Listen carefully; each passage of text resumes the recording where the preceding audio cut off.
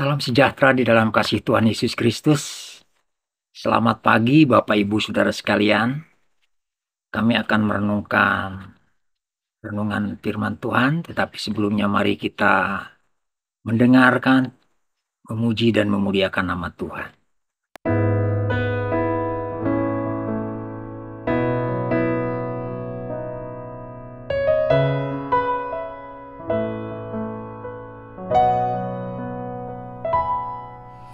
Tuhan, inilah hidupku,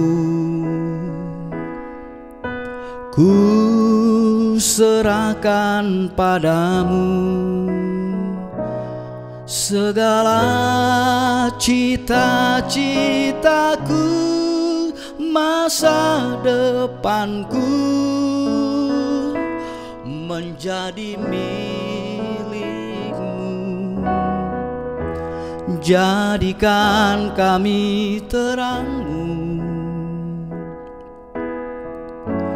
di tengah kegelapan dunia, membawa bangsa-bangsa kepadamu. Tuhan, ini kerinduanku bagimu Tuhan, seluruh hidupku. Pakailah Tuhan bagi kemuliaan-Mu,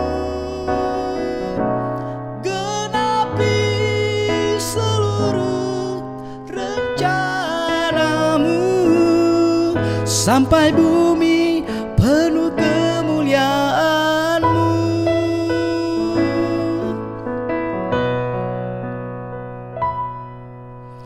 Tuhan, inilah hidupku, ku serahkan padamu segala cita-citaku, masa depanku menjadi milikmu. Jadikan kami terangmu di tengah kegelapan dunia, membawa bangsa-bangsa kepadamu. Tuhan, ini kerinduanku bagimu Tuhan, seluruh hidupku. Pakailah Tuhan bagi kemuliaan-Mu, genapi seluruh rencana-Mu, sampai bumi penuh kemuliaan-Mu. Bagimu Tuhan, seluruh hidupku. Pakailah Tuhan bagi kemuliaan-Mu, genapi seluruh rencana-Mu, sampai bumi penuh kemuliaan-Mu, sampai bumi penuh kemuliaan-Mu, sampai bumi penuh kemuliaan-Mu. Mari kita berdoa. Bapa di surga, Bapa kami yang baik, kami bersyukur buat rahmat-Mu yang baru yang kami terima pada pagi hari ini. Roh Kudus, kiranya Engkau menerangi kami, sebentar kami akan merenungkan firman-Mu untuk menjadi kekuatan dan landasan dalam gerak hidup kami pada pagi hari ini. Di dalam nama Tuhan Yesus Kristus kami berdoa dan mengucap syukur. Haleluya. Amin. Puji Tuhan, Bapak Ibu Saudara sekalian. Kembali kita bertemu lagi di renungan pagi pada hari ini. Saudara, pesan-pesan terakhir dari seseorang yang akan pergi atau yang akan meninggal seringkali dianggap sebagai pesan yang penting. Begitupun dengan Yesus yang akan kembali ke surga. Duduk di sebelah kanan Allah Bapa, menyampaikan pesan-pesan khusus yang bernilai sangat penting untuk murid-muridnya, juga untuk umat-umatnya, termasuk saudara dan saya.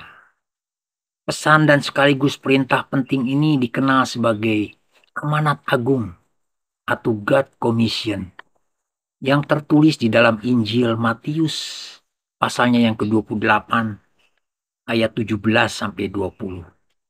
Ya, sebagai bacaan renungan pagi kita pada hari ini yang bertema pelayanan misi ada di hati Allah. Mari kita baca saudara. Injil Matius pasalnya yang terakhir dan ayat-ayat yang terakhir. Pasal 17 sampai yang ke-20. Ketika melihat dia, mereka menyembahnya, tetapi beberapa orang ragu-ragu. Yesus mendekati mereka dan berkata, "Kepadaku telah diberikan segala kuasa di surga dan di bumi. Karena itu, pergilah, jadikanlah semua bangsa muridku, dan baptislah mereka dalam nama Bapa dan Anak dan Roh Kudus. Dan ajarlah mereka melakukan segala sesuatu yang telah kuperintahkan kepadamu. Dan ketahuilah, aku menyertai kamu senantiasa sampai kepada akhir zaman." Pada pagi hari ini, kita akan sama-sama belajar untuk menerjemahkan pesan-pesan ini dari sudut pandang yang lain, saudara. Sudut pandang yang berbeda. Ayat 19 katakan, "Karena itu, dengan penuh wibawa Yesus memberikan perintah atau amanat yang harus dilaksanakan. Karena dialah yang memiliki kuasa di surga dan di bumi." Ayat yang ke-18. Saudara, kewibawaan Yesus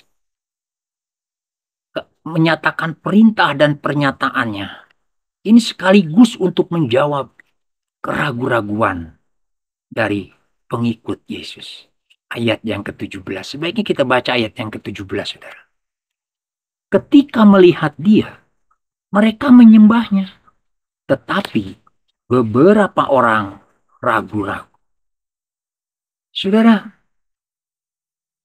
keraguan-raguan inilah yang dijawab Yesus sekaligus dengan deklarasi bahwa dirinya sebagai pemegang otoritas tertinggi atas kehidupan.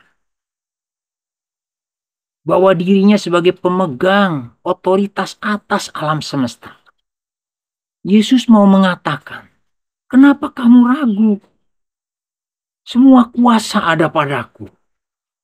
Saudaraku, keraguan-raguan adalah bagian dari hidup kita sehari-hari, bukan? Keraguan-raguan itu banyak menyimpan pertanyaan. Apa betul ini? Benarkah ini? Ya, sebagian murid-murid Yesus ragu. Ayat yang ke-17. Saudara, ketika para orang tua percaya dan menyembah Tuhan, anak-anak mereka mempertanyakan eksistensi Tuhan di dalam hatinya. Ketika seorang karyawan percaya kepada kuasa keilahian Yesus, rekan kerja atau atasan mereka meragukan kuasa itu. Ketika seorang pemudi atau pemuda beriman kepada Yesus, temannya yang ateis terang-terangan meragukan ketuhanan Yesus.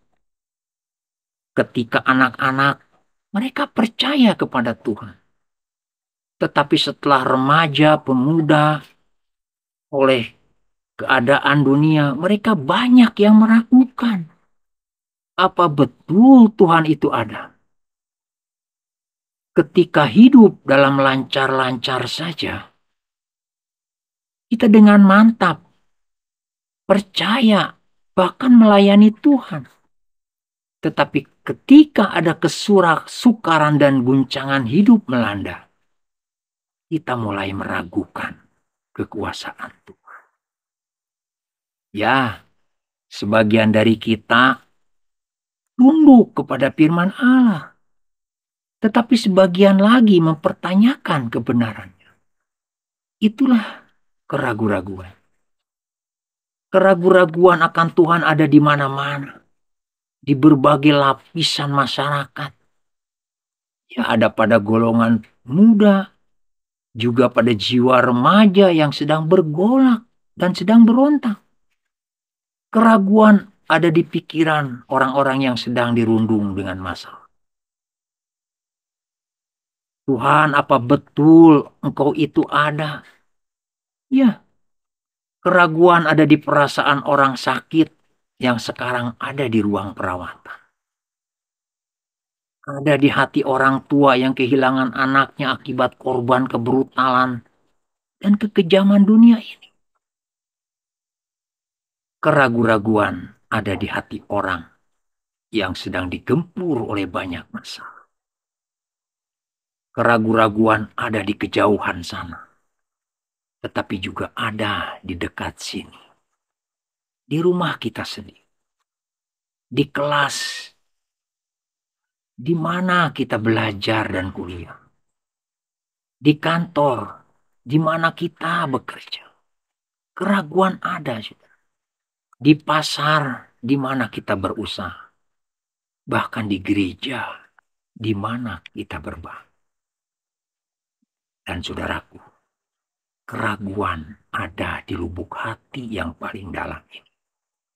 Bisa di hati saya, bisa ada di hati saudara.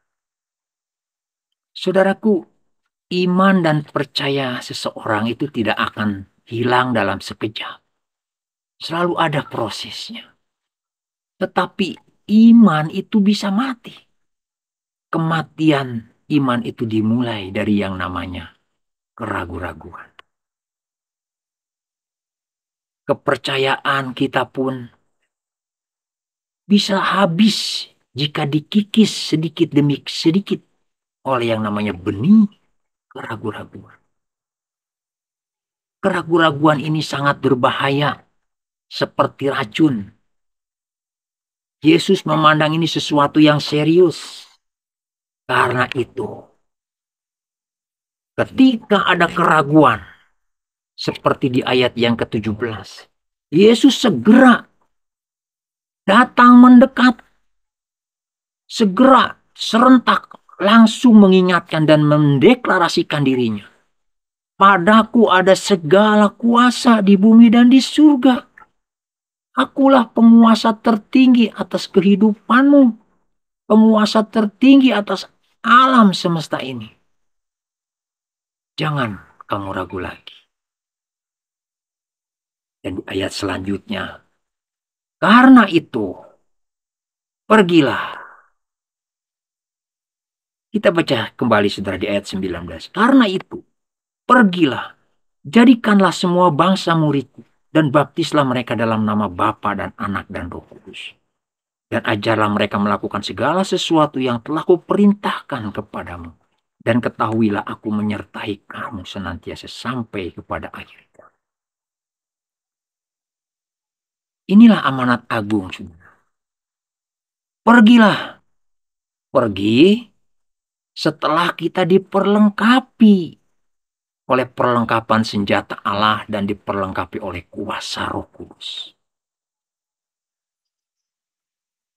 Mari kita baca di dalam Kisah Para Rasul 1 ayat 8. Tetapi kamu akan menerima kuasa kalau Roh Kudus turun ke atas kamu, dan kamu akan menjadi saksiku di Yerusalem dan di seluruh Yudea dan Samaria dan sampai ke ujung. Pergilah saudara setelah diperlengkapi dengan Roh. Jadikanlah semua bangsa muridku, bukan murid hamba Tuhan tertentu. Muridku, kata Yesus, murid Tuhan Yesus. Baptislah di dalam nama Bapa, yaitu Tuhan Yesus Kristus. Sebentar di tanggal 22 Oktober, gereja kita akan mengadakan baptisan. Baptisan air adalah sebagai tanda pertobatan dan awal dalam menjadi murid Tuhan. Mari saudara yang rindu dibaptis untuk boleh ikuti baptisan itu. Selanjutnya ajarlah dengan kasih untuk hidup menurut kehendaknya hingga menjadi serupa dengan Yesus. Dan ketahuilah, ini yang sesuatu yang harus kita ingat. Ketahuilah, Tuhan yang menguasai alam semesta itu akan menyertai saudara dan saya sampai akhir zaman. Roh Kudus akan menuntun, Roh Kudus akan menerangi, Roh Kudus akan menolong kita ketika kita melakukan amanat agungnya ini. Jadi saudaraku, karena Yesus pemegang otoritas tertinggi di bumi dan di surga, tidak ada alasan lagi untuk kita meragukan Dia. Jangan ragu lagi. Karena di sekeliling kita masih banyak orang-orang yang sedang ada dalam keraguan-raguan. Karena itu pergilah. Jadikanlah semua bangsa murid. Dan Tuhan berjanji akan menyertai saudara dan saya. Berbahagialah kita yang mendengar firman Yesus dan yang memelihara. Tuhan Yesus memberkati kita sekalian. Mari kita berdoa. Bapa di surga, terima kasih buat firman-Mu yang sudah kami renungkan. Bila Roh Kudus-Mu terus menuntun, menolong, menerangi kami, dan bisa melakukan firman-Mu ini, Tuhan. Semuanya untuk kemuliaan-Mu, Tuhan. Berikan kami kekuatan, kemampuan, kerendahan hati, ketulusan hati dalam melaksanakan amanat agung ini. Di dalam nama Tuhan Yesus Kristus kami berdoa dan mengucap syukur. Haleluya. Amin.